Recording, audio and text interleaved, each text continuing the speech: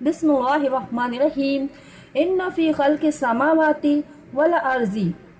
واختلاف اللیل والنہار لآیات اولو الالباب، بے شک آسمان اور زمین کے بنانے میں اور رات اور دن کے ہیر پھیر میں یقیناً عقل والوں کے لیے نشانیاں ہیں۔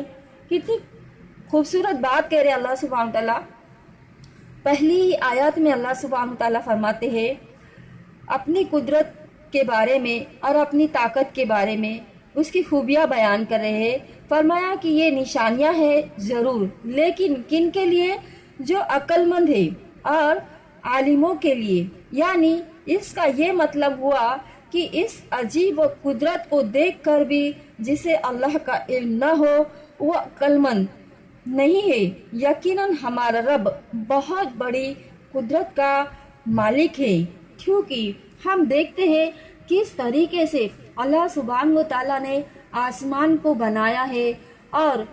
جہاں تک ہماری نظر جائے وہاں تک ہمیں وہ نظر آتا ہے، اور وہ اس سے بھی آگے ہے۔ لیکن اس میں ایک خاص بات یہ ہے کہ ہر چیز کو بنانے کے لیے، اس کو کھڑا کرنے کے لیے پلرز کی ضرورت ہوتی ہے۔ لیکن آپ پورا یونیورس میں کہیں بھی جا کے کوئی بھی کنارے پر کھڑے ہو جائے اور یہ دیکھ لے کہ یہ آسمان کو کہاں سے پلرز ہے کیا، تو ذرا بھی کوئی چیز نظر نہیں آئے گی۔ تو بغیر پلرز کا اتنا بڑا آسمان اللہ سبحانہ وتعالیٰ نے بنایا ہے، اور بغیر بیلنس کے، مطلب کس طریقے سے جو ہے تو ان چیزوں کو رکھا ہے، اور پھر جو ہے زمین کو بچھونا بنا دیا ہے، کس طریقے سے وہ پوری پلین ہے، کوئی بھی آڑے ٹیڑے نہیں ہے، کس طریقے سے اس زمین کے اوپر اس نے پہاڑوں کو لا کے رکھا ہے، تاکہ ہم جو گھر بناتے ہیں، جو بلڈنگز بنتی ہے، جو گھر بنتے ہیں، اس کو بیلنس میں رکھ سکتے۔ اور یہ کتنی بڑی قدرت کی نشانی ہے کہ اس نے سمندروں کو بنایا ہے، اور اس میں جو پانی ہے وہ ایک لمٹ تک، ایک کناروں تک ہی بہتا ہے، وہ اس سے باہر نہیں ہوتا ہے۔ کس طریقے سے اس نے ندیوں کو بنایا ہے، نہروں کو بنایا ہے، پہاڑوں کو بنایا ہے، پیڑوں کو بنایا ہے، پیڑوں کے اندر برابر ہر پتا جو ہے ہر جگہ پر اہم رکھا ہے، اور وہ وہاں پر ہوتا ہی ہے۔ پھر ہر پیڑ کے اندر الگ الگ خوبی رکھی ہے، الگ الگ کوالٹی رکھی ہے۔ جیسے کہ امرود کا پیڑ ہوتا ہے تو اس میں امرود ہی آتے ہیں، بنانا کا پیڑ ہوتا ہے تو اس میں بنانا ہی آتا ہے، اور پھر اسی طرح جو سبزی، جس طریقے سے ہم ویجیٹیبل جو لیتے ہیں وہ برابر ہر اس جگہ پہ وہی پیڑ سے ہمیں ملتا ہے۔ تو طرح طرح کی جو نعمتیں ہیں یہ پیڑوں کے اندر سے نکلتی ہے پھلوں کی شکل میں۔ تو یہ ساری چیزیں اللہ سبحانہ و تعالیٰ نے ان لوگوں کے لیے تیار کی ہے جو اس سے عقل سے کام لیتے ہیں اور اپنے رب کو یاد کرتے ہیں، اور اللہ سبحانہ و تعالیٰ کی ان چیزوں پر غور و فکر کرتے ہیں، اس سے لاپرواہی نہیں کر رکھتے ہیں، وہ عقل مند کہا گیا انہی کو۔ پھر اسی طرح کیونکہ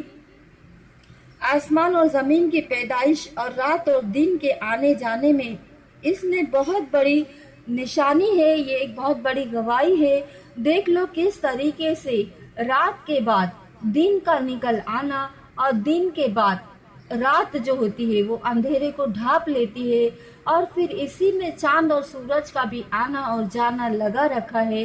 سو دیکھیے کس طریقے سے اس نے ان چیزوں کو کریٹ کیا ہے کہ وقت پر آئے اور وقت پر جائے، ذرا بھی اس میں کوئی بھی تبدیلی نہیں ہوتی ہے۔ یہ بہت بڑے قدرت والے اللہ کی نشانی ہے۔ تو اللہ سبحانہ و تعالیٰ ان نشانیوں کو یہاں پر بتا رہے ہیں کہ غور و فکر کرے ہیں میری ان چیزوں پر، اور پھر دیکھیں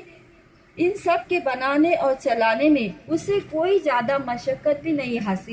حاصل ہے، نہ ہی اسے کوئی تکلیف ہوتی ہے، کیونکہ وہ اللہ زبردست اور طاقتور ہے۔ اس نے یہ ساری چیزیں کریٹ کی ہے، اور وہ بہترین پلان اور ایک حق اور انصاف کی اور برابری پر اس نے ان تمام چیزوں کا بندوبست کیا ہے، اور وہ بہت مہربان اور رحم کرنے والا ہے، اور احسان اور شفقت کے ساتھ ہے اس کا سارا سامان۔ یعنی کہ احسان بھی ہے اور اس کی شفقت بھی ہے ان تمام چیزوں میں۔ اس کا احسان ہی تو ہے ہم پر کہ دیکھو رات رات ہی نہیں رہتی، اگر رات ہی رہیں گی تو پھر ہم پریشان ہو جائیں گے، تو یہ اس کا احسان ہے کہ وہ رات کے بعد دن کو لاتا ہے، اور دن اگر رہیں گا تو دن بھر رہ کر انسان پورا دن تو کام کرتا ہے لیکن اسے ایک سکون، ایک رات کی ضرورت پڑتی ہے۔ تو اللہ سبحانہ وتعالیٰ کتنا شفقت اور رحم کرنے والا ہے کہ بندوں کو رات اس نے بنائی کہ وہ اس میں آرام کر لے۔ یقیناً اللہ از دا بیسٹ پلانر۔ اللہ سبحانہ وتعالیٰ کا کوئی بھی پلان غلط نہیں ہو سکتا ہے، اس نے بے مقصد اور بنا فائدے کی کوئی بھی چیز نہیں بنائی ہے، اور اللہ پاک ہے اس سے ہر چیز اس نے بنائی ہے، اور اس کا کوئی بھی کام غلط نہیں ہو سکتا ہے۔ پھر اسی طرح جو اللہ سبحانہ وتعالیٰ کی یاد کھڑے اور بیٹھے اور کروٹوں پر لیٹے ہوئے کرتے ہیں، اور آسمان اور زمین کی پیدائش پر غور و فکر کرتے ہیں، اور کہتے ہیں کہ اے ہمارے رب، کیا کہتے وہ اپنے رب سے؟ ربنا ما خلقت ھذا باطلا سبحانک فقنا عذاب النار۔ اے ہمارے رب، تو نے یہ سب بنا فائدے کے نہیں بنایا، تو پاک ہے، بس تو ہمیں آگ کے عذاب سے بچا لے۔ دیکھو اس میں جو ہے آگ کے عذاب سے بچانے کی بات ہو رہی ہے، کیونکہ انسان جو ہے اللہ تعالیٰ سے جب کہتا ہے کہ یعنی کہ اللہ کے ذکر میں جب انسان لگ جاتا ہے تو اسے جو ہے اپنی غلطیاں نظر آتی ہے، اور وہ یہ جانتا ہے کہ ہمارے رب نے جو ہے پنشمنٹ رکھی ہے ہماری غلطیوں کے اوپر پکڑ کرنے کے لیے، اور اس پنشمنٹ کو کہا جاتا ہے آگ کا عذاب۔ تو بندہ اللہ کا ذکر کرتا ہے، عقل والے جو بندے ہوتے ہیں وہ غلطیاں کرنے کے بعد بھی اللہ کو نہیں بھولتے ہیں، اللہ کا ذکر کرتے ہیں اور کہتے ہیں اے رب تو ہمیں معاف کر دے اور ہم پر رحم کر دے، اور تو ہمیں آگ کے عذاب سے بچا لے۔